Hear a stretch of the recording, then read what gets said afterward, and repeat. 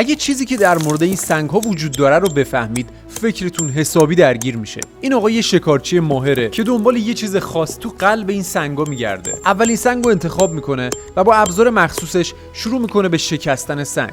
وقتی اولین سنگو برش میزنه، به این سنگ گرد و عجیب میرسه که حدس میزنه توش خبر خاصی باشه. با ابزارش سنگ رو میشکافه، ولی هیچ خبری از شکار مورد نظرش نیست. یه سنگ دیگر رو انتخاب میکنه و دوباره شروع به شکافتنش میکنه و دوباره به یه قطعه خاص درون سنگ میرسه.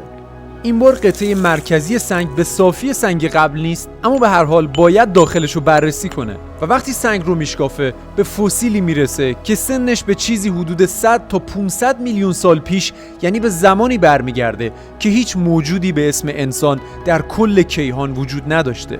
و در نهایت براش این قاب خاص رو درست میکنه تا فسیل بقیه عمرش رو توی این تاج و تخت بگذرونه.